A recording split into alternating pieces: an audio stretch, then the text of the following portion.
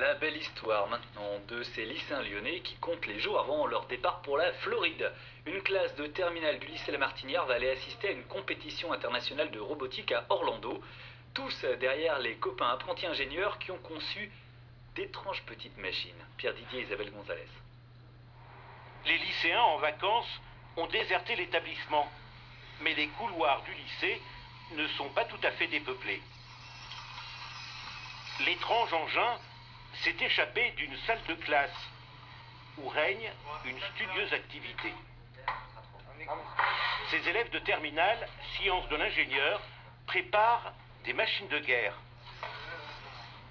des engins de compétition autonomes programmés pour jouer un football-basket robotique dans une compétition internationale. Ce sera à Orlando, en Floride, dans quelques jours.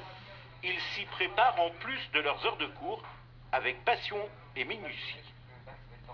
On essaye de faire en sorte que tout le monde ait la parole, que tout le monde puisse parler, que tout le monde apporte sa pierre à l'édifice. Et après oui, c'est pas facile, il y a toujours des tensions. Moi j'hésite entre une école d'ingénieur ou une école d'architecture. Mais c'est vrai que dans la classe, on est tous plutôt axés sur les écoles d'ingénieurs. Solidarité, patience, motivation, créativité. Ils sont une dizaine à piloter, mais les 32 élèves de la classe feront le voyage en Amérique. 66 000 €. Pour le payer, ils ont démarché des sponsors, vendu des robots jouets. Le lycée et les collectivités les aident.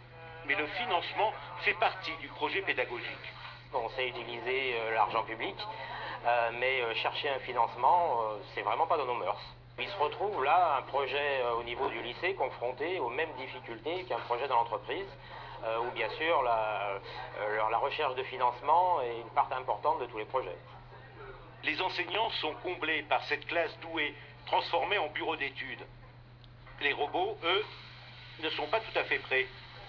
Des heures de travail encore, avant de s'engager dans la ligne droite victorieuse. Un peu de joie